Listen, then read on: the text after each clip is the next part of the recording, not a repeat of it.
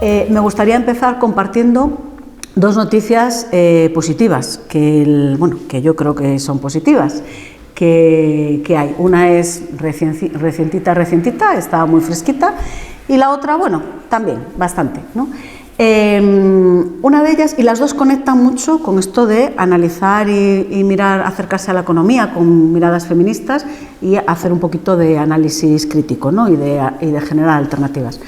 Una de las noticias que os quiero comentar es el éxito de las compañeras trabajadoras del hogar, empleadas del hogar, que han conseguido que el Tribunal Europeo les reconozca lo que llevábamos mucho tiempo diciendo junto con ellas, ¿no? Desde el movimiento feminista, que era una discriminación indirecta, que no estuvieran plenamente integradas en el régimen general de la Seguridad Social, y que era una discriminación indirecta por cuestión de género y con el colectivo de empleadas del hogar en particular, que no tuviesen plenos derechos, por ejemplo, derecho de vacaciones, prestación por desempleo y otros derechos que están asociados a los contratos laborales regulares. Bueno, el hecho de que hayan conseguido que su denuncia judicial haya llegado al Tribunal Europeo y que en una sentencia les haya reconocido que efectivamente el Gobierno de España provoca una situación de discriminación indirecta para con ellas y mandata al Gobierno y a la Seguridad Social a restituir inmediatamente esa situación,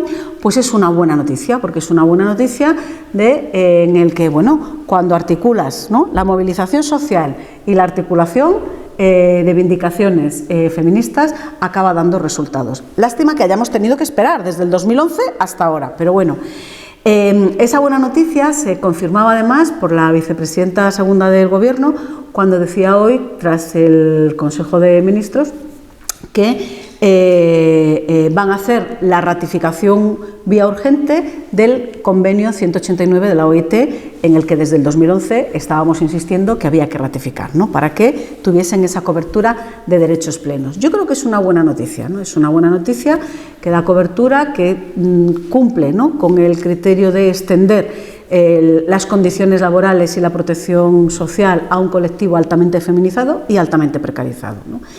Y la otra buena noticia también nos las trae una sentencia judicial, que no es muy frecuente que tengamos, que las feministas nos alegremos de las sentencias que salen a veces por ahí. Esta viene del Tribunal Supremo y, oye, no es que estemos muy acostumbradas a celebrar las sentencias del Tribunal Supremo, pero yo creo que esta hay que celebrarla.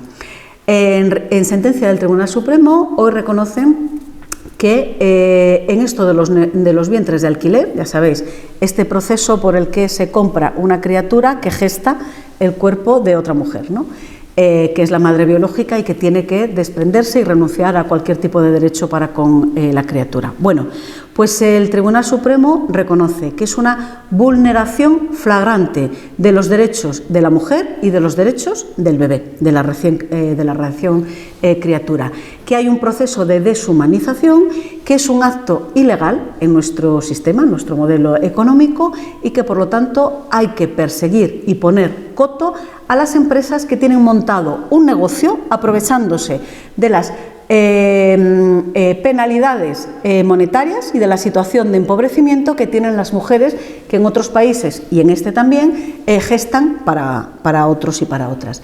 Y creo que son buenas noticias porque las dos representan, yo creo, que un rayito de esperanza y de energía positiva, vamos a decirlo así, en el sentido de es posible ir poniendo cotos y límites a la beligerancia neoliberal que había ido mercantilizando los diferentes procesos y ámbitos de nuestras vidas, y que había conseguido que aceptásemos que todo puede ser mercancía y todo puede ser sujeto de intercambio y de obtención de valor o de plusvalía, ¿vale? Esto por lo de los vientres de alquiler.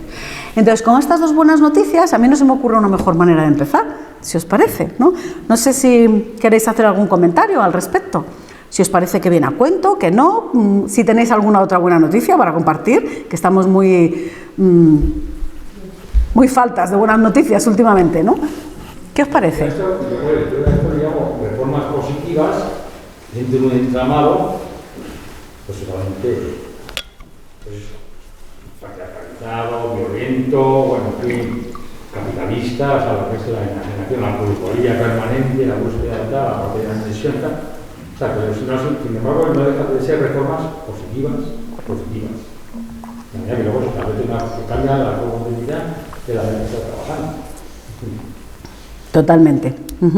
Y abre otro abanico de posibilidades para entrar a debatir. Bien, pues ahora que ya se ha reconocido, por ejemplo, en el caso de las empleadas de hogar, que su situación y sus condiciones tienen que estar tipificadas, ¿no? Y en el mismo criterio de homogeneidad que las relaciones laborales plenas, establezcamos ahora el análisis, ¿vale? Miremos desde una perspectiva feminista cómo son las relaciones que se dan entre quienes trabajan como empleadas del hogar y quienes contratan los servicios de empleadas del hogar, ¿no? Porque esto tiene muchas consecuencias. Una de las primeras consecuencias, la primera consecuencia es la restauración de unos derechos que les han sido negadas, ¿no? Obviamente, ¿no? Ahora, la segunda consecuencia es, bien, pues ahora que está reconocido que tienen que tener el mismo tipo de cobertura y de sistema de protección social, entonces veamos, ¿no? Si es un trabajo que se realiza en domicilio ajeno, ¿no? Ergo, los domicilios son entornos de trabajo, entornos laborales. Ergo, tenemos en este país una institución que se llama Inspección del Trabajo, ¿no? Para cumplir, o sea, para verificar que realmente las condiciones en las que se dan las relaciones laborales son condiciones dignas, hay una prevención de salud laboral y de riesgos laborales en el entorno del trabajo, y hay una serie de medidas de prevención, pues a que haya situaciones de acoso, de violencia, de tal, ¿no? Es decir, sí, ahora que hemos identificado efectivamente y que han reconocido que los hogares son lugares donde se presta trabajo profesionalizado, ¿no? Que está sometido a la misma regulación laboral, ¿no? Que el resto de los trabajos normalizados, por decirlo de alguna manera, entonces hay que seguir tirando del hilo. ¿Lo veis, no? Entonces, ¿cómo vamos a resolver eso? Y por otra parte, si resolvemos eso y si aceptamos eso, entonces también estamos aceptando que el sector de empleadas del hogar es un sector que no tiene representación sindical. Por lo tanto, no interviene en el proceso de negociación colectiva. Nadie negocia sus salarios y sus condiciones por ellas, ¿no? Sino que están en esa situación de indefensión y de vulnerabilidad de tener que negociar tu salario de tú a tú con la persona que te está contratando, ¿no? Y por otra parte, habrá que resolver la situación perversa, desde mi punto de vista, que se da, que convierte a las familias, ¿no?, en patronal. No sé si veis por dónde estoy yendo, ¿no? No sé si os gusta el hilo, cómo lo estamos tirando. Es decir, ahora que ya se ha reconocido, ¿no?, y se va a ratificar el convenio de la OIT, el 189, y se ha reconocido que tienen derecho a estar incluidas totalmente en el régimen general, ahora hay que hablar del resto de las cuestiones, ¿no?, del resto de las condiciones. Y esto tiene mucho que ver con lo de las miradas feministas a la economía, porque solo cuando analizas desde ese otro lugar ves estas cosas, ¿no? Es decir, ves estas cosas de que, anda, pero si es que es un colectivo súper feminizado, hiper precarizado, absolutamente desprotegido y que está sujeto a posibles riesgos de coacción, ¿no? Porque no hay nadie en su entorno que no sea su relación directa con la patronal, ¿no? Claro que convertirnos a las familias, así en general, en patronal en potencia, es así como otro absurdo, ¿no? También, ¿no? Entonces, bueno, desde ese tipo de análisis nos pueden salir algunas líneas, ¿no?, de propuestas, ¿no? Pues igual sería interesante pedir un papel activo más protagónico a lo público, un papel al sector público más activo y más protagónico para establecer garantías y condiciones dignas para avanzar a esto que se llama trabajo decente, condiciones de trabajo decente, también en este sector, ¿no? O sea, en todos, pero incluyendo también al sector de empleadas del hogar. Pues en esa línea igual convendría plantear, no sé, y por qué no, una agencia pública de empleo que se presta dentro de los hogares, siendo que los hogares son entornos privados que están sujetos a la confidencialidad y a la privacidad, ¿no? Por eso no entra la inspección de trabajo, porque lo que prevalece es el derecho a la privacidad, ¿no? ¿Vale? Que tiene su lógica, pero también es un espacio de trabajo, ¿no?, donde hay personas que trabajan, ¿no?, con unos derechos, ¿no?, también tal. Entonces, bueno, no sé, podría ser una forma. ¿Qué os parece? Bueno, estaría los convenios. ¿Sí? En estos días mirando la 1, que da una serie alemana que siempre pasa lo mismo y está siempre la misma gente, hay una serie en particular donde una persona va contratada por un servicio público que va a las casas a hacer como el SAT, pero en general a todas las familias que así lo requieran. Me pareció, ahora que lo dice, estoy haciendo la conexión con las dos cosas, ¿no? De esta serie alemana, que me imagino que que tiene que ver con algo real, o sea, con algo que funciona dentro de Alemania. No lo había visto hasta ahora que lo comentas. Me había pensado también antes comentar si tendrás información de cómo se actúa eso a nivel económico y social en muchos países.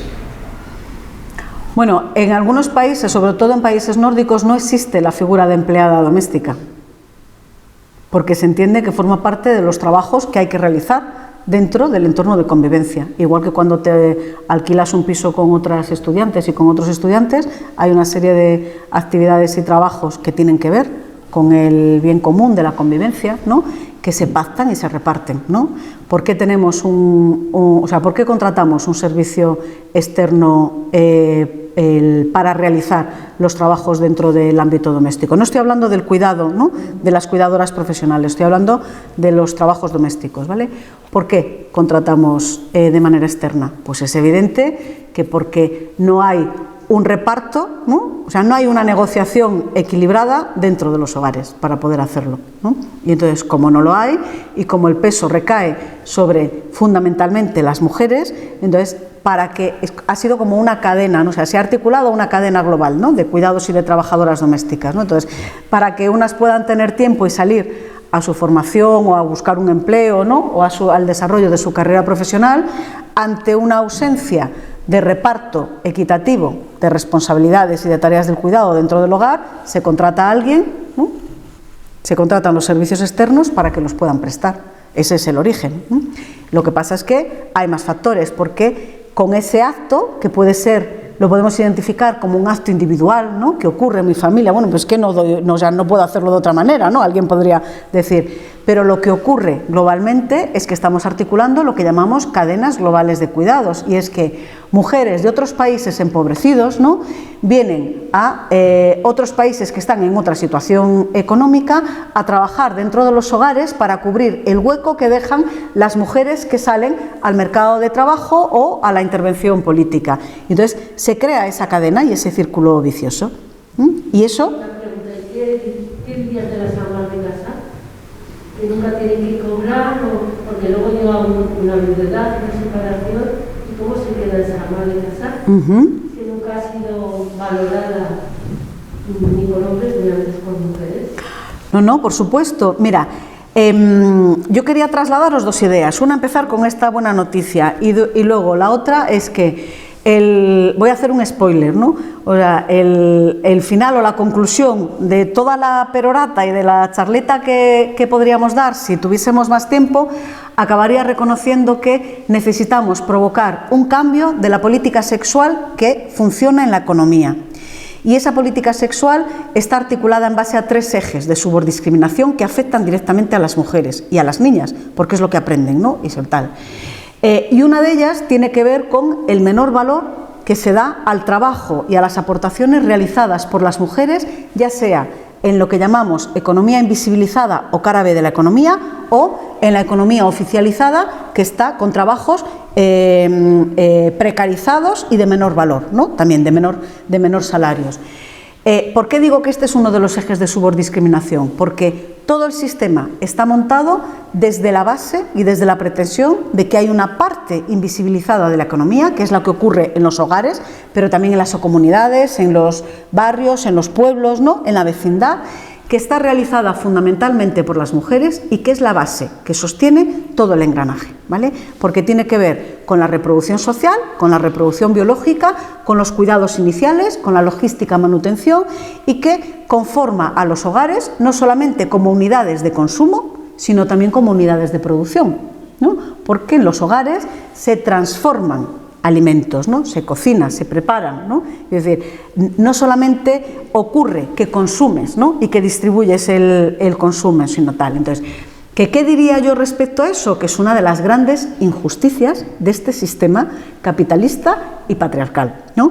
Que está organizado de manera que nos creamos la ficción de que la economía es lo que tiene que ver con el mundo oficial y con los mercados, cuando la economía tiene que ver con la articulación y la atención a las necesidades humanas para el desarrollo y la sostenibilidad de la vida, fundamentalmente. Y lo que permite que los mercados funcionen es que haya precisamente esa parte de economía invisibilizada, que es la que facilitan y soportan las mujeres, que se realiza de manera no remunerada, no reconocida y no cuantificada, ¿no? Fundamentalmente, y que provoca que la mayor parte de ellas no sean sujetos económicos activos desde la vista de cotización, ¿no? Sociales, ¿no?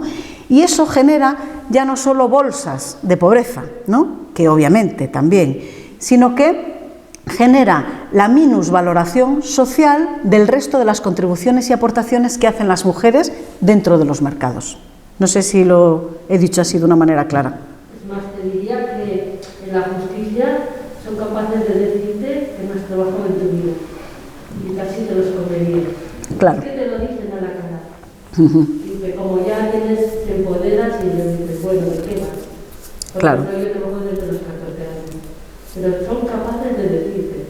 La justicia, que se supone que, oye, tú no has trabajado en tu vida, ¿verdad? O sea, y como yo, muchas mujeres, yo te expongo un problema que a mí me parece que la ama de casa es la que realmente la olvidada, la gran olvidada, que está a todas las horas y luego la gran olvidada para todo. Te lo digo porque yo lo he vivido y muy duro. Entonces, lo digo en representación de las amas de casa que hay ya y es eso, somos para mí las olvidadas, las grandes olvidadas. Trabajamos, todas trabajamos. Unas fuera, otras dentro, todo es trabajo. Para mí. Todo es digno. Ya sea cualquier tipo de trabajo tiene su dignidad. Y yo por ello he luchado mucho. Por la dignidad de la ama de casa. Sí. Porque me la han querido tapar. O sea, he luchado porque siempre me la han querido tapar. Entonces, todos los trabajos son dignos, lo que pueden ser indignas son las condiciones en las que se tienen que prestar y las relaciones de poder desigual que se articulan. Lo que es una perversión, si antes hablaba de la perversión que convierte a las familias, ¿no?, en patronal, ¿no?, a la hora de contratar, ¿no?, de tener que contratar a las empleadas domésticas o a las cuidadoras profesionales, también, ¿vale? Es decir, las cuidadoras profesionales que cuidan en los domicilios ajenos, ¿de acuerdo? Es la misma situación. Vale, pues si antes hablaba de esa perversión, otra de las perversiones es esta ficción tal cual se han montado, el sistema capitalista y patriarcal, en el que se le pide o se espera que una parte de la población, por pura abnegación, ¿sí?, renuncie a ser sujeto titular de derechos económicos, que eso es lo que ocurre, ¿vale? ¿Y cómo puede funcionar eso? Pues obviamente nos han tenido que contar una ficción bien montada para que se haya ido repitiendo y reproduciendo en generaciones, ¿no? ¿Y qué es lo que provoca? Pues provoca efectivamente que en las familias biparentales, ¿no?, y heterosexuales, voy a decir más, la tendencia es que hay una parte de esa familia, que es la mujer, que son las mujeres, que se especializan en el trabajo no remunerado, en atender al bienestar de las demás personas que están dentro del entorno de convivencia. Y mientras el acuerdo, la relación de convivencia funciona, parece que hay como una bolsa común, ¿no?, una se especializa en el trabajo doméstico, en atender los cuidados y en las necesidades que tengan las personas con las que conviven, y hay otra persona que se especializa en generar ingresos, ¿no?, para que en la familia se pueda consumir, ¿no?, por decirlo de alguna manera. Esto, que es un pacto que no nos viene bien a las mujeres, a los hombres tampoco, porque los hace no adultos permanentemente, ¿vale? El no prepararse para la responsabilidad de asumir, ¿no?, su propio cuidado y el cuidado de otras personas. Pero a las mujeres No nos viene bien porque ha atrapado a muchas mujeres en el papel de amas de casa con una total desprotección.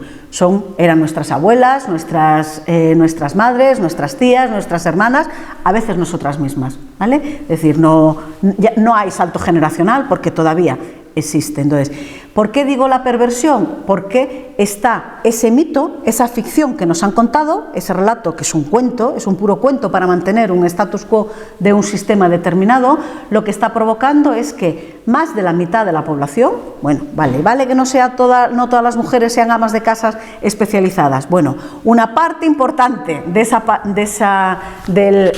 las mujeres no han sido cotizantes activos nunca, no tienen derechos económicos propios y mientras la relación de convivencia funciona, pues se reparte lo que entra, ¿no? Bueno, podríamos hablar de las diferentes estratagemas de la violencia económica, ¿no?, que ocurre dentro de los hogares en este tipo de pactos y de reparto de papeles.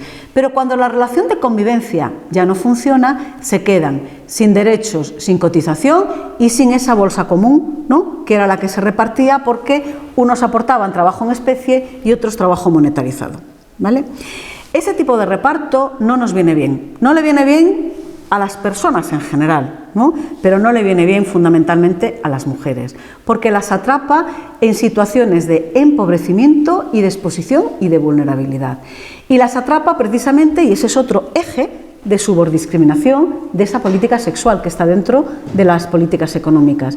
Las atrapa no como sujetos plenos de derechos económicos, no como sujetos económicos, sino como sujetos subsidiarios a los que pueden llegar derechos derivados que han conseguido otras personas. ¿Se entiende, no?, lo que estoy diciendo? Y eso es una anomalía. Es una anomalía porque un Estado de Derecho y en un mapa de derechos económicos que se articula desde el eje de la contributividad, lo que tú necesitas es prever que todas las personas adultas pueden generar sus derechos propios, independientemente de cómo sea su sistema de convivencia, ¿vale?, que a veces será de una manera y otras veces será de otro. ¿Sí? No solamente eso, es que es muy perverso porque este rol que le toca a las mujeres en el hogar luego se traslada también a las mujeres trabajadoras. Claro. Porque resulta ser que tienen empleos muy precarios, aun cuando hagan el mismo trabajo que un hombre gana mucho menos y tienen menor movilidad dentro de la estructura de las empresas, tienen aquello del piso pegajoso y el techo de cristal, pero que viene de esto. O sea, viene de mirar el mundo de esta manera. Entonces, que nosotros somos carne de ama de casa y nos siguen mirando así aun cuando estemos fuera del trabajo del hogar. Claro, totalmente.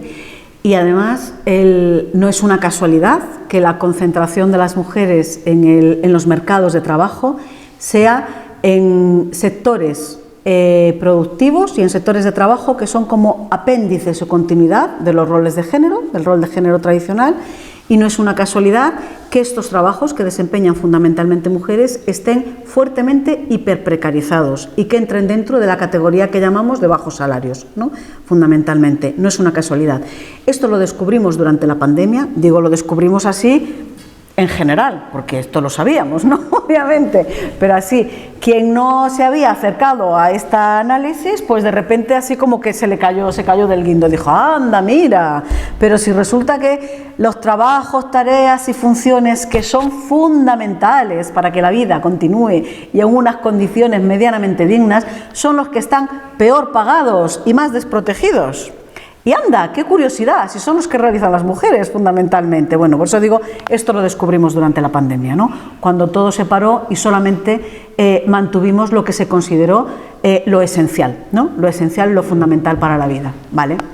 A pesar de eso, esto lo descubrimos y también descubrimos que necesitábamos repensar y reorganizar todo el sistema y el modelo económico, ¿no?, y que necesitábamos poner en valor precisamente la necesidad de cuidados o los cuidados como una necesidad social y la responsabilidad colectiva para poder atender todas las necesidades de cuidados que tenemos todas las personas, ¿no?, en las diferentes etapas de nuestro ciclo vital, no solamente cuando estamos en situación de dependencia, ¿no? A pesar de que esto lo reconocimos hace poquito, hace 2 años, ¿no?, no hace ni apenas 2 años, qué hemos aprendido y qué capacidad hemos tenido de articular la inteligencia colectiva para hacer de los cuidados una necesidad social. ¿Qué ha cambiado? Muy poquito. Y alguien me puede decir, bueno, es que no ha dado tiempo, todavía estamos con las restricciones, sanitarias y ya estamos teniendo que digerir este terrible drama humanitario que tenemos ahí, ¿no?, a las puertas, ¿no?, con casi 4 millones de personas desplazadas y una guerra absurda, ¿no?, y horripilante, ¿no?, que está ocurriendo, que no es la única, porque tenemos otros procesos de guerra activos, ya los teníamos antes de que Rusia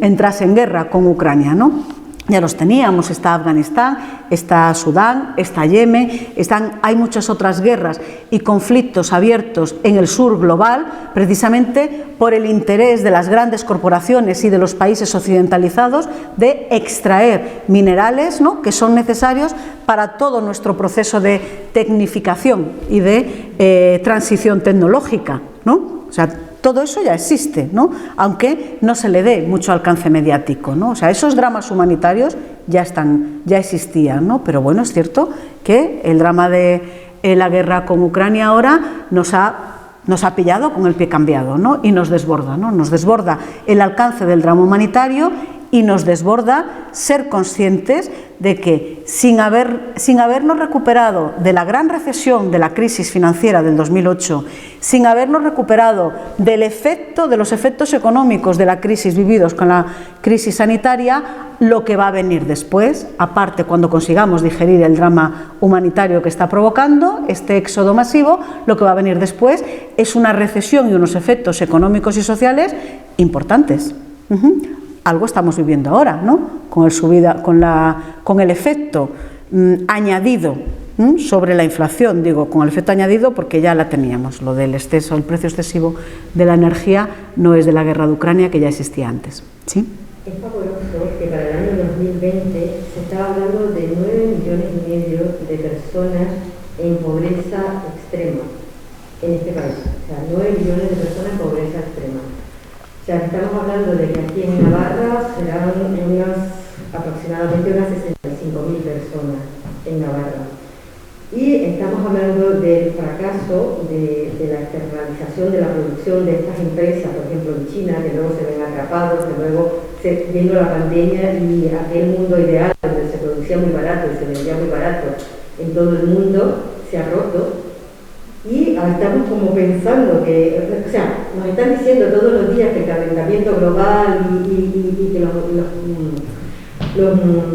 combustibles fósiles y toda una cantidad de cosas, ¿cómo aterrizamos en este territorio, por ejemplo, el hecho de que tengamos aquí en este espacio que llaman la Comunidad Foral de Navarra, por ejemplo, 65.000 personas que están en pobreza extrema? ¿Cómo aterrizamos el que estas personas puedan encontrar un empleo que no implique mayor producción de gas de efecto invernadero? ¿Cómo hacemos que se evite el que las empresas se vayan fuera y nos sigan trayendo cantidad de plásticos y de basura? O sea, es posible ver la economía de una manera más local, con una producción más local, con un consumo más local, con microempresas o empresas más pegadas a la tierra, que dejen menos huella de carbono y que sean más fiables, más seguras, mejor remuneradas las personas que trabajan en estos espacios. Hablamos del espacio de Navarra, que es así como el que nos queda más cerquita, ¿no? O sea, es el que somos capaces de ver mejor. No solo es posible, sino que es necesario. Es necesario que cambiemos la escala de la producción y de la distribución, obviamente. Es necesario que repensemos desde una lectura crítica qué es lo que yo puedo hacer para generar un cambio en mi entorno inmediato y qué es lo que yo puedo hacer en conjunción con otras personas, ¿vale?, y con otros grupos, movilización social y alianzas para reclamar mejoras y cambio de rumbo, ¿no? Y cambio de rumbo me refiero a abandonar completamente el delirio neoliberal y la ortodoxia convencional, la ortodoxia económica en los modelos de negocio. Es necesario apostar por lo local porque es donde está la clave del cambio. La clave del cambio no está en ese delirio que nos montaron las políticas neoliberales de que las grandes corporaciones ahora van a ser las amas del mundo. Bueno, casi si se descuidan lo son, ¿no?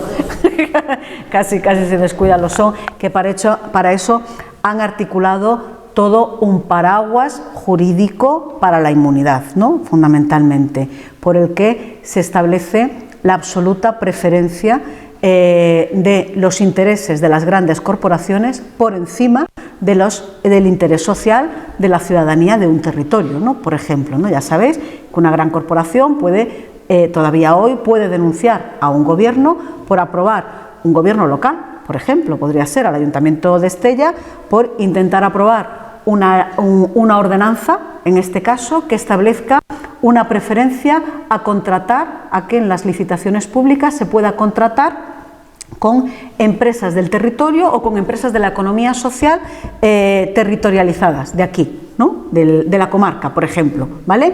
Una empresa, una gran corporación podría demandar al Ayuntamiento de Estella si quisiera sacar una ordenanza reguladora en este estilo, porque estaría incidiendo en una potencial merma, en una potencial pérdida de beneficios, ¿no? Es que es muy perverso, ¿no? Pero eso, con el andamiaje de los tratados internacionales y de la Directiva de Liberalización de Servicios, a la Directiva Europea, eso es posible, ¿no?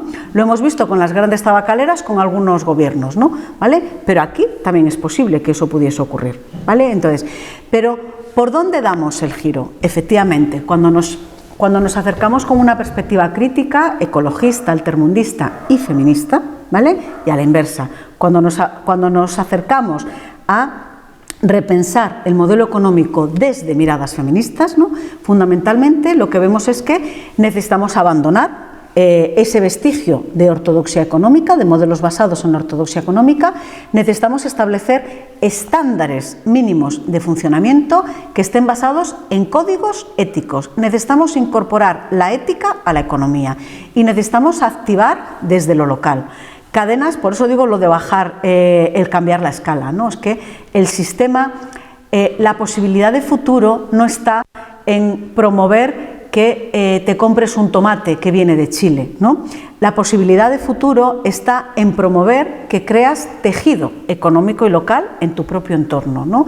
Que es no contaminante, que genera economías de escala en tu propio territorio, que da empleo a quienes están en la zona, que cuida, ¿no? O que cuida todo el proceso hasta que llega, por ejemplo, en la alimentación, en la cadena agrícola ganadera, hasta que se convierte en un alimento. Es decir, necesitamos cuidar y proteger todo ese tejido. Y eso tiene que ver con articulación de propuestas de economías transformadoras desde lo local. Esa es una línea de cambio, ¿no? O sea, no solo es posible, sino que es necesario. Es necesario, y es desde lo local, desde la proximidad, desde donde podemos articular otra forma de hacer las cosas. Es decir, el cambio en los procesos de trabajo y en la reorientación del sistema productivo no va a ocurrir desde arriba hacia abajo, ¿no? Tendrá que ocurrir desde la base social, generando iniciativas colectivas de economía social, de economía solidaria, microempresas, como tú decías, ¿no? Que van haciendo red en los territorios, ¿no? Que están territorializadas, y a partir de ahí articular demanda social para provocar cambios y paraguas protectores en la legislación. A mí me gusta mucho una economista contemporánea, una italiana, que se llama Mariana Mazzucato, lo digo porque igual habéis oído hablar de ella, que ella habla, bueno, me gusta mucho lo que dice, y además porque está muy reconocida, ¿no? en el status quo también. Entonces dices, qué bien, que está reconocida, es una voz reconocida y dice lo que queremos oír, ¿no? Y lo que nosotras pensamos también. Y es que dice que en esta ficción que se ha montado de que los agentes económicos son el sector privado, fundamentalmente, y las familias, ¿no?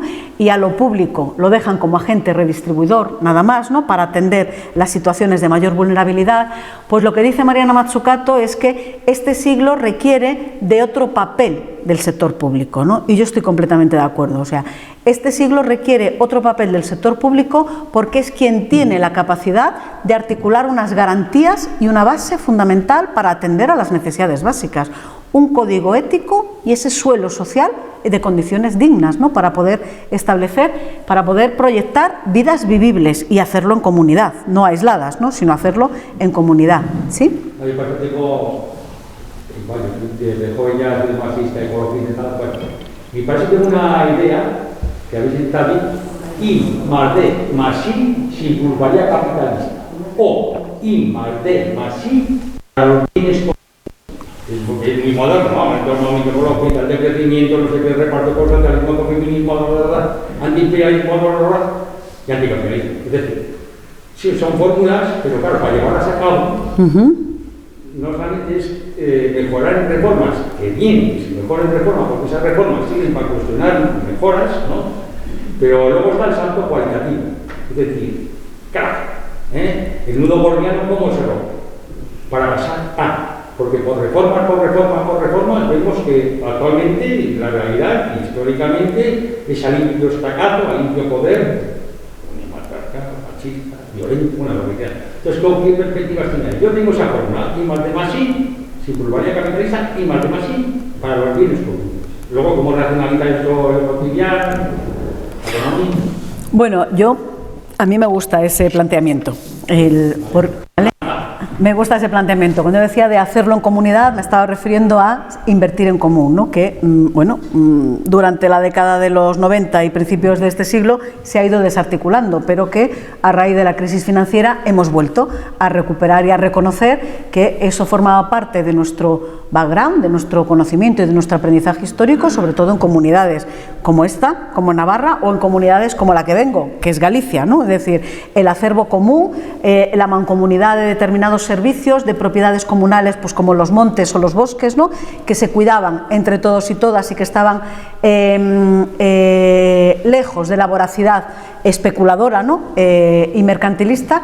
Bueno, eso ha formado parte de nuestro código genético, de nuestra historia económica, ¿no? Fundamentalmente en determinados territorios como este. Y yo creo que hay que ir a ello, ¿no? Hay que buscar sistemas de gestión de lo colectivo de una manera común, ¿no? Por eso decía lo del interés social, ¿no? Y por eso lo de hacerlo desde lo local, ¿no? Desde dónde articulamos ese trabajar por lo común, ¿no? Sea el conocimiento, como tú decías, I más D más I, ¿vale? Sea el conocimiento, sea la naturaleza, sea la mancomunación de los servicios que consideramos que son esenciales para la vida, pues los servicios de atención sanitaria, los servicios sociales, los servicios educativos, ¿no? ¿Vale? O sea, definamos, ¿no? Definamos fundamentalmente qué es lo que necesitamos para vivir. Y una vez que definamos qué es lo que necesitamos para vivir, entonces reorganizamos, ¿vale? Entonces, si necesitamos esto, ¿qué producción es la necesaria? ¿Y cómo la podemos hacer? Desde la propiedad colectiva, desde el fomento de lo privado, pero con unos códigos éticos y con unos estándares de obligado cumplimiento, ¿vale? Podemos hacerlo. Y eso sería empezar desde la lógica y la coherencia de realmente poner la vida en el centro, ¿no? Que es un discurso que estos años se oye mucho, pues dices, pero a ver, ¿qué quiere decir poner la vida en el centro? Pues quiere decir ponerte a cuestionar el desarrollo del sector industrial y el propio sistema consumista, ¿no? O sea, ¿para qué estáis haciendo coches que alcanzan los 350 kilómetros por hora si no hay carreteras ni posibilidad de utilizarlos? ¿Para qué necesitas ir a 350 kilómetros por hora? ¿No? Es decir, si en las autopistas tienes el máximo de 120, ¿no? ¿Veis lo que quiero decir, no? O ¿para qué hay que hacer trabajos presenciales, mercantilizados, que aunque la ley diga que son de 40 horas semanales, en muchos casos se convierten en tropecientas más, ¿no?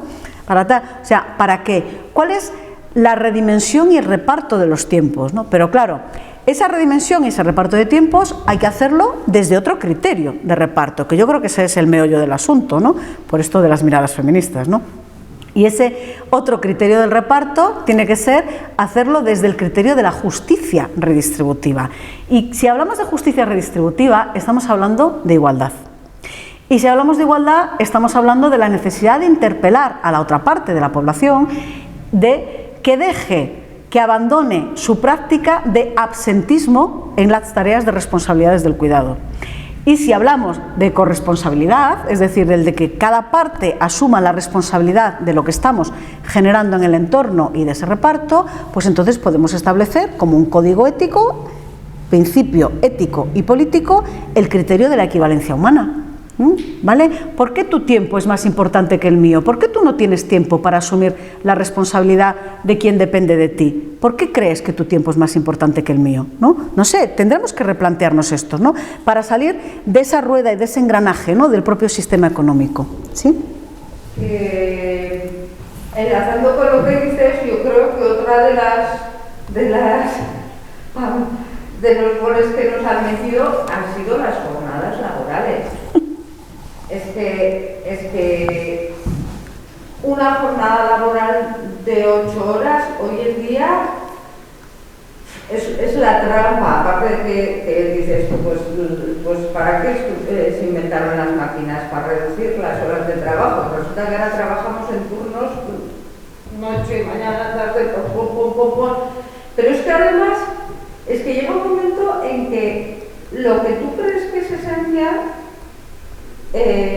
como puede ser el reparto de tareas, el cuidado, ya hasta el tener hijos, es que no lo puedes hacer. La conciliación laboral es, vamos, una cosa que dices, ¿y esto qué es? Yo no conozco a nadie que tenga una conciliación laboral que digas, ¡oye, qué bien!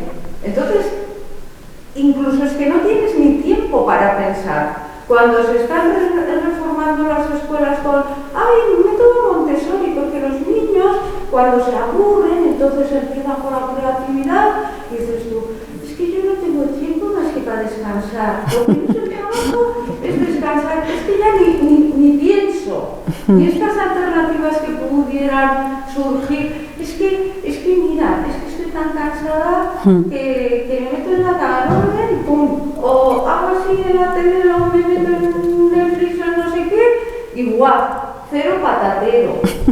Entonces dices tú, si es que ¿cómo vamos a repensar la vida si no tenemos tiempo ni para pensar? Pero por eso hay que repensarla, porque no tenemos tiempo, y yo a eso le llamo hambre de tiempo y pobreza de tiempo, ¿vale? Mire, no tenemos tiempo precisamente, y por eso tenemos que repensarlo, ¿vale? Porque hay que acabar, hay que salir de esa rueda. Es decir, ¿por qué no tienes tiempo? No tienes tiempo porque todo el sistema está montado para que la prioridad absoluta de la extracción de tu tiempo, ¿sí?, esté puesto en el sistema mercantil. ¿Vale? Y entonces no te queda tiempo para descansar, para relacionarte con las personas con las que vives, para atender a las criaturas con las que quisieras disfrutar más. O sea, no te queda tiempo para la acción social, ¿vale? ¿Pero por qué? Porque todo está pensado para que la prioridad absoluta sea atender las necesidades del sistema mercantil, del sistema mercantilista. Y eso es lo que hay que cambiar. Si decimos que queremos pasar a un modelo económico en el que las necesidades y las personas estén en el centro, lo que estamos diciendo es que son las necesidades básicas para el desarrollo humano lo que tiene que marcar el eje de prioridades. Y entonces, ¿qué necesitamos para vivir? ¿No? ¿Vale? Para vivir en unas condiciones dignas, y luego, ¿qué producción es la que necesitamos para atender esas necesidades? Y luego, ¿qué reparto de tiempos tenemos que hacer? ¿Cuánto tiempo necesitamos en el sistema mercantil para producir? ¿Qué sistema productivo necesitamos? Porque igual, si hacemos ese repensar, pues descubrimos que hay que darle un buen revolcón a nuestro sistema productivo y que y que habrá sectores que tengamos que dejar de seguir activando porque son altamente contaminantes, porque no aportan valor, porque lo único que hacen es destruir, no solo extraer nuestra capacidad, sino destruir la naturaleza que se genera en nuestro entorno inmediato. Y hay otros sectores que ni siquiera hemos explorado, ¿no? Y que desde la tutela del Estado o de lo público, mejor dicho, podrían aportar un salto cualitativo importante, como es el sector de la economía de los cuidados.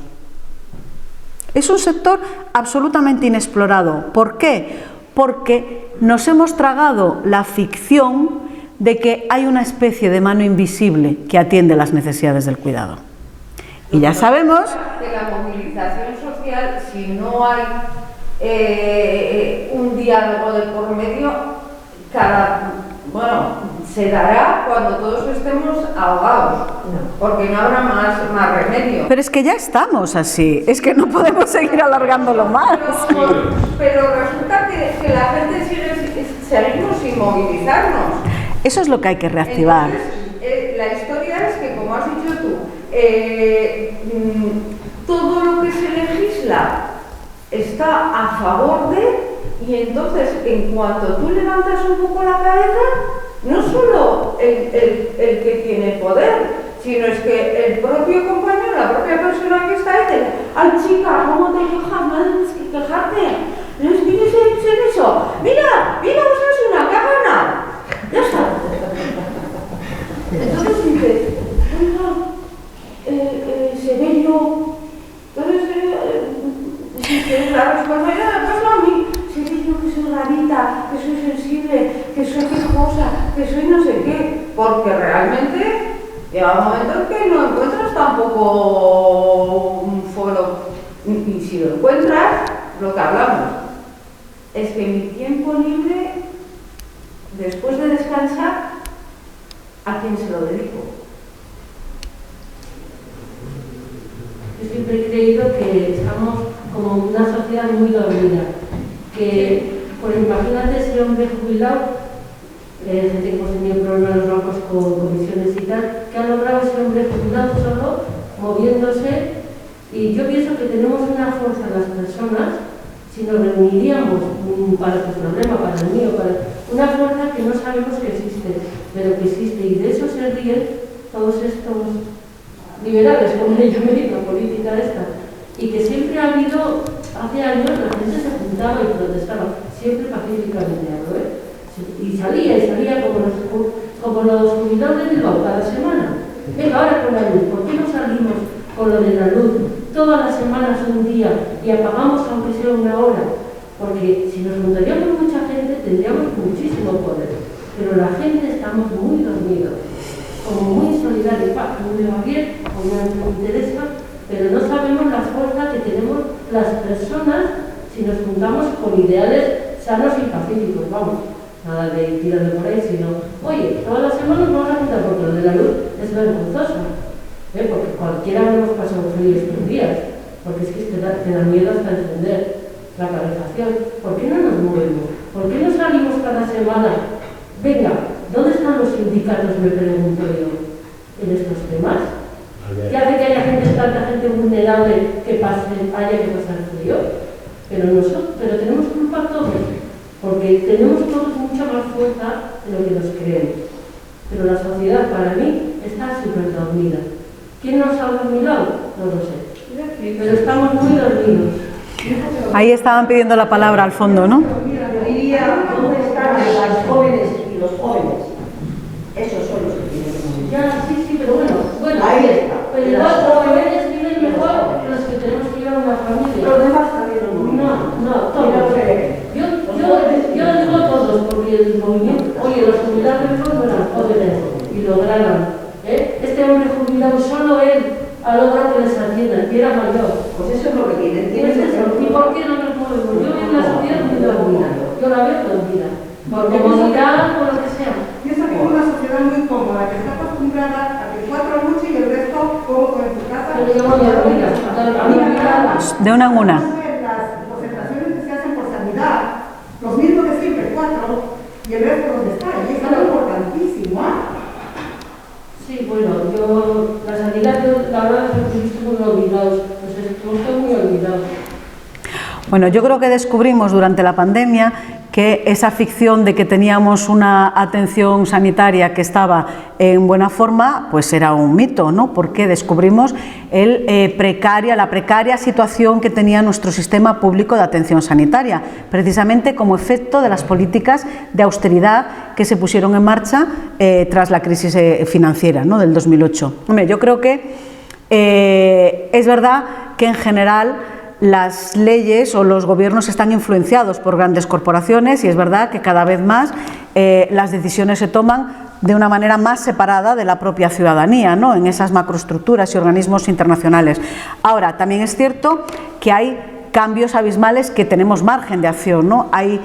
No se ha gestionado igual la crisis financiera, acordaros de las políticas de austeridad, el recorte de gasto público, ¿vale? Se cierran servicios sociales, se despide a gente, se provoca la devaluación salarial, ¿vale? No se gestionó igual la crisis financiera, ¿no? Que se sale pues, de esa vía austericida, la reforma laboral del 2012, aquella de tal, ¿vale? Que de lo que se ha gestionado la crisis sanitaria, ¿no? Es decir, el intentar no perder de vista que hay una mayoría social que está en una situación de mayor vulnerabilidad, ¿no? Que el problema no son los beneficios de las empresas, que obviamente luego también, ¿no? Pero que el problema es que la mayoría social tiene que poder atender sus necesidades básicas y de ciudadanía. Y un poco responde, yo creo que por esta línea, ¿no? Se atisba que puede ir ahora también, ¿no? Otra cosa es que haya cuestiones que son sangrantes, como el sistema de fijación de precios de la energía y los beneficios extraordinarios que tienen las empresas del oligopolio energético, a los que hay que meter mano sí o sí.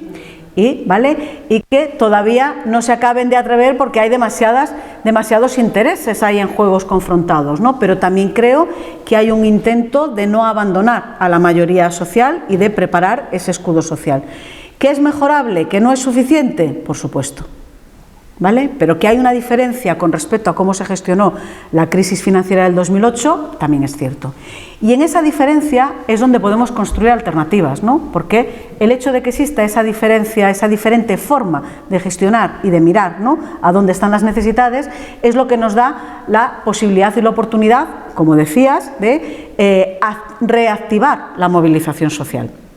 Yo también creo que la movilización social, el músculo social, se ha ido aletargando. Es verdad que estos 2 años de parada de crisis sanitaria no nos han ayudado, ¿no? Porque estábamos a otra cosa, obviamente, ¿no? Aparte de digerir, ¿no? Todo lo que hemos vivido, ¿no? Las muertes, los escándalos, ¿no? De los negocios de la ortodoxia neoliberal con las residencias de personas mayores, o sea, hemos vivido mucho, ¿no? Durante estos 2 años, entonces nuestra atención ha estado en otro lado, es cierto, y se ha ido desactivando ese músculo social que teníamos de reivindicación y de alianzas, ¿no? Y yo creo que es momento de activarlo. Es momento de activarlo y además de aunar fuerzas y establecer alianzas con objetivos concretos, puntuales y causas comunes, ¿no? Yo empezaba contando lo de las empleadas domésticas del hogar, porque creo que es un ejemplo paradigmático, una de restitución de derechos plenos, obviamente, pero otro también de cómo es posible articular una lucha social desde el apoyo a un objetivo concreto, ¿vale? Igual no conseguimos que nuestra reivindicación de otro modelo económico, ¿no?, llegue al Parlamento, pero sí si fraccionamos las reivindicaciones y la articulación social para conseguir mejoras y objetivos concretos que realmente tengan alcance transformador, ¿no?, fundamentalmente. Y yo creo que ahí está la clave, ¿no? Bueno, esa clave nos la han dado también las trabajadoras de la limpieza del Guggenheim, ¿no?, en Bilbao, o las trabajadoras de las residencias sanitarias de Euskal Herria también, ¿no? Quiero decir que tenemos ejemplos de cómo es posible articular esa movilización social, ¿no? Y yo creo que hay que salir de ese letargo y hay que reactivarla, efectivamente, completamente de acuerdo, ¿no? Y 2 ideas más, antes de que se nos acabe el tiempo. Ando mirando el porque me han dicho, se ha estropeado el coche, tenemos que irnos en bus y a las 8:30 hay que salir. Vale. Mucho, pero no hay otra. Vale, por eso ando pendiente del teléfono, ¿vale? Bueno, a la hora de articular propuestas y alternativas, yo creo que es importante definir los horizontes emancipatorios, ¿no? Y otra cosa es la hoja de ruta y las alianzas que vamos creando por el camino. Y tendremos que pensar propuestas a corto plazo, a medio plazo y a largo plazo, ¿no? Obviamente. Pero por favor, que las propuestas a corto plazo, además de atender las necesidades cotidianas de la vida, tengan un efecto multiplicador para enganchar con las de a medio, ¿no? Es lo que estoy diciendo. Bueno, algunas ideas que las voy a dejar en titulares y si os interesa seguir leyendo, os voy a contar luego que tengo una criaturita que sale ahora al mercado, ¿no? Hablando de todo esto y que espero poder ofrecerla en abierto desde mi página web, ¿no? Bueno, yo creo que, ya os decía, que creo que necesitamos provocar un cambio en cuanto a la política sexual que está dentro del planteamiento de las políticas económicas, ¿vale? Os hablaba de 2 ejes de subordiscriminación, hay un tercer eje que conecta con la otra noticia que os planteaba y ese tercer eje de subordiscriminación es precisamente el que tiene que ver con la regulación de la sexualidad y el acceso al cuerpo de las mujeres. ¿Que afectan lo económico? Sí, porque regula una parte importante del sistema económico. Y eso regula, por una parte, la sexualidad y, por otra parte, el reparto y acceso al cuerpo de las mujeres por parte de los varones. Lo siento, queridos, no es una cosa individual de cada uno de vosotros, es el sistema patriarcal, es el pacto patriarcal, ¿vale? Y entonces, este pacto es de una para cada varón y unas pocas para todos, ¿vale? Y ese esquema de reparto sigue vigente. ¿Qué ha pasado? Que tradicionalmente, antes de la globalización neoliberal, ese reparto se mantenía pues a través de 2 instituciones, ¿no?, patriarcales, que era el matrimonio, que regula ese reparto, ¿vale? Ese reparto de una para cada uno, y la prostitución, ¿vale?, antes de la globalización neoliberal. Con la globalización neoliberal lo que ocurre es que entra en juego otra institución altamente perniciosa para la vida y el libre desarrollo de las mujeres y de las niñas, que es lo que vamos a llamar el sistema prostitucional, que se convierte en uno de los grandes negocios a nivel mundial junto con el tráfico de personas y el tráfico y el narcotráfico, ¿vale? Los 2 grandes negocios según declara Naciones Unidas. ¿Y por qué digo lo del sistema prostitucional? Porque no me meto en la actividad, digamos que en la prostitución tradicional, como se hacía antes, sino en todo el engranaje que conlleva la articulación de redes de explotación y de mercadeo de personas, ¿no? Una de las grandes alertas que están lanzando en este momento las organizaciones de derechos humanos ante lo que está ocurriendo en Ucrania es precisamente el cuidado, que están las redes de captación de mujeres y niñas para el sistema de trata y de explotación sexual. Es la industria de explotación reproductiva y sexual la que se convierte en uno de los grandes negocios neoliberales. Entonces, eso forma parte implícita de esa política sexual que entra dentro de nuestra política económica, ¿vale? Porque tiene consecuencias económicas. ¿Por qué no atendemos las cuestiones del empobrecimiento en el sur global? Porque alimenta esta industria de reproducción sexual. Y ahora me diréis, ¿sale qué bruta? Pues sí, a veces hay que ser así un poco de bruta, ¿no?, para entenderlo, ¿vale? ¿Qué tal? Entonces, uno de los ejes desde Miradas Feministas es provocar ese cambio, ¿no?, ese cambio de política sexual. Y para eso necesitamos alianzas múltiples, ¿no?, ¿vale?, para conseguir que eso sea algo deplorable, para conseguir que definamos unos estándares mínimos basados en derechos humanos y un código ético a partir del cuidado, el cuidado a la vida, el cuidado a las personas, el cuidado a nuestros entornos como algo fundamental.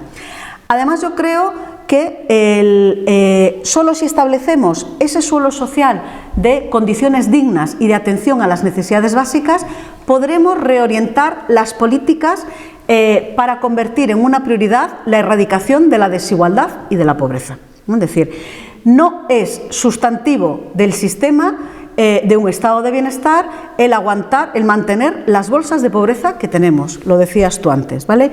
No es, o sea, eso es una perversión del propio sistema, y es una perversión del sistema porque interesa al propio engranaje. Mientras haya población en riesgo de exclusión y en situación vulnerabilizada y empobrecida, hay quien se puede aprovechar, ¿no?, de esa propia situación. Esa para mí es otra de las prioridades. Establecer esas condiciones, ese suelo básico, requiere que afrontemos en un debate abierto y plural la necesidad de garantizar unos ingresos monetarios que formen ese suelo base para atender las necesidades básicas. Y no porque yo crea que todo tiene que estar mercantilizado. De hecho, creo que una de las estrategias es avanzar en la desmercantilización de ámbitos de la vida. En la medida que digamos cuáles son las tareas, funciones y trabajos que consideramos esenciales para la vida, hay que protegerlos desde la garantía y la tutela de lo público y desde la verificación y el acompañamiento de lo colectivo y de la comunidad, de lo común. ¿Para qué? Sobre todo para alejarlas de las garras especuladoras y de la voracidad de la ortodoxia económica neoliberal, ¿no? Fundamentalmente, ¿vale? Y solo cuando decidamos cuáles son esas tareas, trabajos y funciones que consideramos esenciales para la vida: alimentación, vivienda, cuidados, sanidad, educación, en fin, lo que consideremos básico, ¿vale? Y bueno, y acabo. Hay dos estrategias que yo creo que son claves, que tienen que ver con la de la etiqueta, la despatriarcalización de la vida que se establece en nuestros ámbitos privados, pero de la vida económica y laboral también, y hay una apuesta clara desde lo local por prácticas ecofeministas, ¿no? Como estrategia para generar otra forma de producir, otra forma de consumir y otra forma de socializar, ¿no? Obviamente, ¿no? Desde el respeto y la sostenibilidad de la vida. Y todo esto nos lleva a la necesidad de articular ya no un pacto de rentas del que están hablando, sino un nuevo pacto social, ¿no? Y ese nuevo pacto social requiere de ese otro criterio de reparto, ese de la justicia redistributiva y de la equivalencia humana. Y tenemos que poner sobre la mesa que ese nuevo pacto social tiene que afectar al trabajo remunerado, pero también al trabajo no remunerado. Tiene que afectar a los ingresos y a la renta, a la riqueza y a los tiempos, ¿no? Fundamentalmente. Y eso tenemos que pactarlo. ¿Y cómo? ¿Por generación espontánea la representación de los sindicatos mayoritarios y la patronal van a decidir qué es el pacto social que necesitamos? No. Solo articulando movilización social desde la base, generando opinión, conciencia crítica y alimentando el pensamiento crítico, ¿no? Básicamente. Y todo esto es impensable si no lo acompañamos, y ahí va la guindita, de una reforma fiscal. Pero por supuesto, hay que meterle mano al sistema fiscal, es decir, hay que establecer criterio de reparto, es decir, ¿quién paga, quién asume el coste del modelo económico que queramos reorientar, ¿no? Ahora se está hablando de un pacto de rentas en el sentido de entre salarios, patronal y beneficios de las empresas, ¿no? Fundamentalmente. Bueno, es que yo creo que hay que darle una repensada a nuestro sistema fiscal, hacerlo progresivo, progresista y desde luego con miradas feministas, ¿no? Fundamentalmente. Y eso hay que hacerlo, tanto atendiendo a los impuestos de riqueza, ¿no? Fundamentalmente, como atendiendo también a qué efecto tienen los impuestos, la imposición indirecta, por ejemplo el IVA, sobre los productos, ¿no? Y los servicios que vamos a considerar esenciales para el sostenimiento de la vida, ¿no? Bueno, con todo esto así, que lo he dicho muy rápido porque se nos agota el tiempo, os pido disculpas por la rapidez y la celeridad con que todo esto, pero bueno, creo que todavía tenemos unos minutitos por si alguien quiere hacer alguna mini intervención. 3 minutitos, alguna. Mi intervención, pero la verdad es que es muy complejo, porque cuando estamos hablando de por qué la gente no protesta, es como la rana en el agua fría. Nos han ido calentando de tal manera que ya estamos prácticamente cocidos, no tenemos esa capacidad de reacción, porque ya nos hemos acostumbrado, nos han desunido de tal manera, somos engranajes como separados de la máquina, donde cada uno tiene una función, pero no compartimos una visión de clase. No compartimos, podemos hablar de lo que se hablaba en la izquierda del siglo pasado, es la misma situación, pero tenemos que cambiar la manera de decirlo, tenemos que hacerlo de una manera más actualizada, digamos. No es la misma situación. No es la misma situación porque a la izquierda del siglo pasado le faltó análisis feminista. No es la misma situación porque en el marxismo, por ejemplo, en la teoría del marxismo, se olvidaron del trabajo y la producción doméstica, y no es la misma situación porque se olvidaron de la teoría de la reproducción social y del valor que tiene la contribución del bienestar global. Es decir, hay que dar un salto cualitativo. Habría que actualizar sí. Este aspecto, pero hay un aspecto que es el que estoy intentando traer, que es la conciencia de clase. Sí. Si no tenemos conciencia de clase, no es posible articular cosas juntas, independientemente de que efectivamente esa mirada feminista no la tenía, y hay que actualizar el lenguaje y hay que actualizar con estos aspectos que no se veían en el siglo pasado. Sí, no, completamente de acuerdo, necesitamos conciencia de clase. Tenemos que asumir que han intentado convertirnos en desclasadas, precisamente para que ese no sea un elemento del conflicto. Para buscar un lugar para que nadie se mueva. Pero tenemos nuestro pensamiento, no nos ha resultado. Mucha gente hablamos y pensamos así. Como que ha querido, la gente no es tonta y la gente sabe expresarse incluso mejor que los políticos. Entonces, aunque no haya querido eso, hay mucha gente que pensamos de otra manera. ¿Qué hacer? Claro. Hay una palabra pedida por ahí, ¿no? Bueno, me ha gustado mucho la charla. Yo soy un gran defensor y no sé cómo crees tú que encaja en lo que has comentado, la renta básica universal. Bueno, yo creo que la renta básica universal, a ver, yo defiendo la necesidad de repensar un ingreso básico incondicional, no condicionado. Le llamemos renta básica universal, renta básica de las iguales o lo llamamos de otra manera, me da igual. La cuestión es que, ¿qué es lo que significa? ¿Qué es lo que viene a significar? Yo creo que hay que pensar cuál es el mínimo de ingresos monetarios que hay que garantizar, más allá de si alguien está en el trabajo remunerado o no, ¿vale? Fundamentalmente. Pero siendo conscientes de que eso lo que cubre es un mínimo de subsistencia, ¿no? Pero claro, un mínimo de subsistencia que sea digno, ¿no? Obviamente, ¿no? Pero no genera los cambios y los efectos transformacionales desde la perspectiva feminista que van a ser necesarios. Por eso necesitará acompañarse de otro tipo de propuestas y de políticas transformadoras, ¿vale? O sea, en esa línea.